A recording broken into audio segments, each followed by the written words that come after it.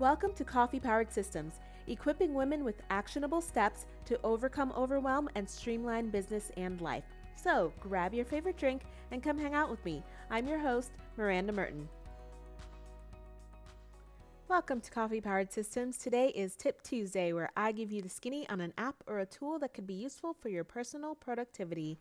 Today's tip is actually about how you can be a little bit more productive as we move into 2021. And if you're already doing this one thing, then you know what I'm talking about. If you're not doing it, or maybe you've thought of doing it before, this is going to help jumpstart just your life in general on how you think through things. And then it will spill over into the way you think about setting up systems in other areas of your life.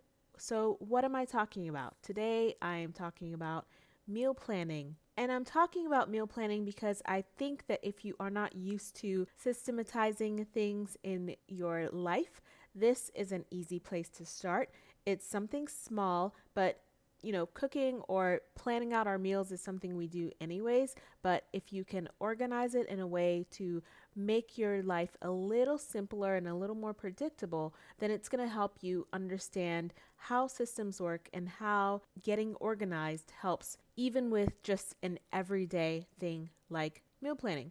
So I know if you're not doing this, it can seem a little bit overwhelming or scary, but it doesn't have to be a big, huge ordeal, and that's what's good about this. There's a lot of different ways to meal plan, whether your setup is doing it small, like this is what we're having for dinner and I'm going to grocery shop around it, or whether you're going full out couponing or planning out your entire recipes and your entire meals and grocery shopping around that, and maybe even down to portioning out your meals so that you can basically just reach into the refrigerator, grab your thing for the day, and be done.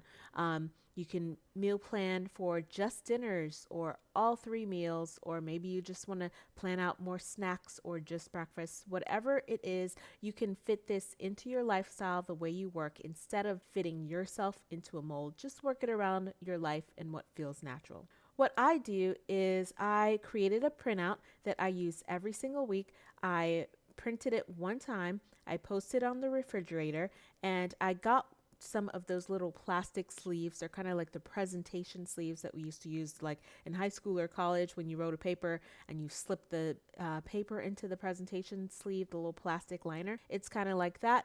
They sell them in, you can get like a pack of 25 for a few bucks. You just slip the paper in there, you get a wipeable, erasable marker, and you can write on there. And then when you're done for the week, you erase it and then do it all over again. This is perfect because you don't have to print out a new sheet every week. Use a magnet and just stick it right to your refrigerator. And I am going to drop my sheet that I created down into the show notes. Just click the link to access it. It is 4 pages. So there's a week for breakfast, lunch, or dinner. Or if you're one of those people that wants to plan every single meal of the day, there is 1 week that includes a line for breakfast, lunch, and dinner all together. I just use the dinner one because that's the one that I'm most concerned with. That one takes the most planning for me. Breakfast and lunch and snacks are pretty simple. We buy pretty much the same snacks every week. Breakfast is, pretty much the same, like 6 things on rotation. And lunches are, again, pretty simple to do.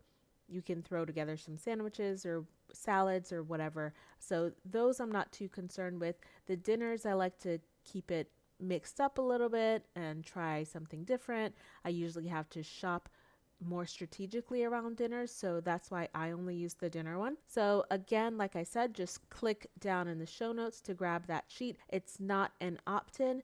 When you click it, it's going to take you right to the sheets that you can download, and you can see if you like it and see if it is something that would be useful for you. On my sheet, you'll notice that there is a little shaded area next to the boxes where you will write your menu.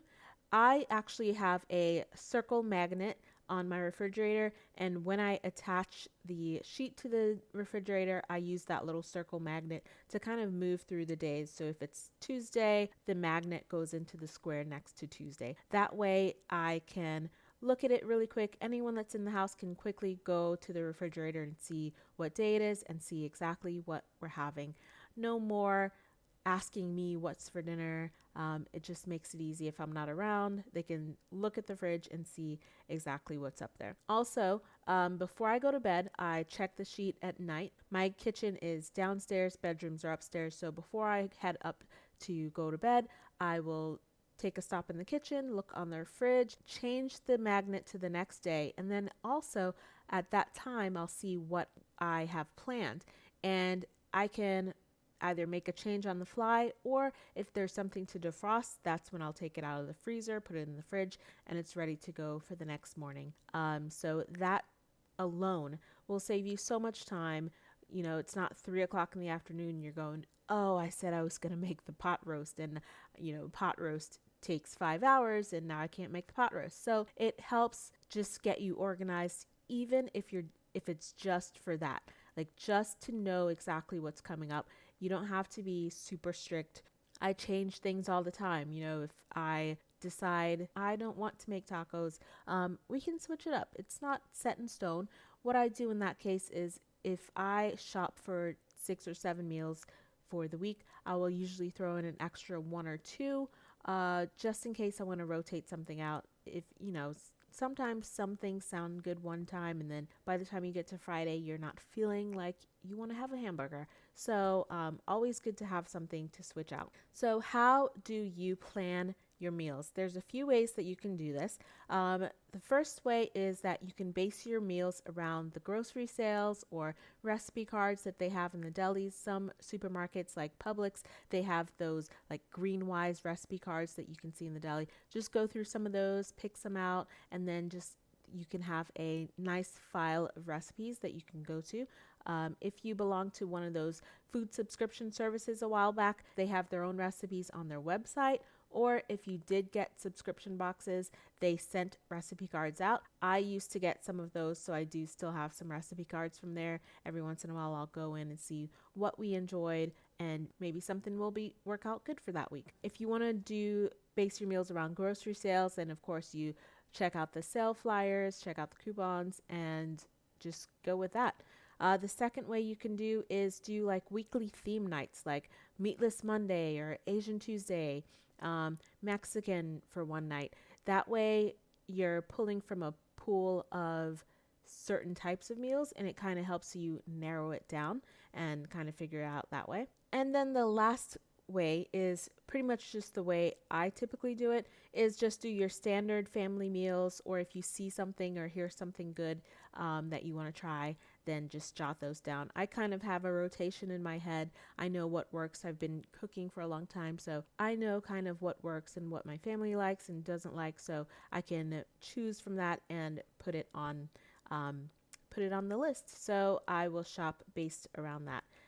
So I keep it real simple. Like I said, I just do dinners, but if you wanted to do that, you can also do it for breakfast. Maybe you want to alternate pancakes or eggs or oatmeal, and you just want to put it up there just so you know what you have to shop for. It also helps your shopping list. So if you go ahead and plan out the meal, you can pretty much look at something. For instance, if you put meatloaf on there, you know exactly how to make a meatloaf, so you know what to put on your shopping list for the most part.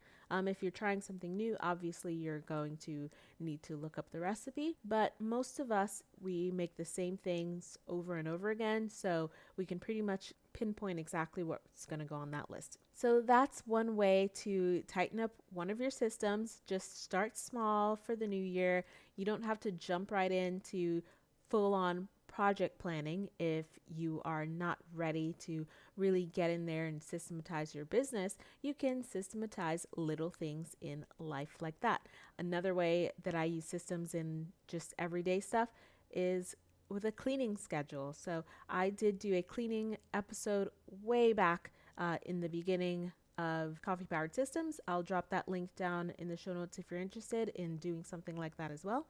And this is just doing this one thing will help save you more time so that you can focus on more important things and just get these things out of your head. And that's one of the biggest things with systems, is it's getting things out of your head so that you can move on and do something else.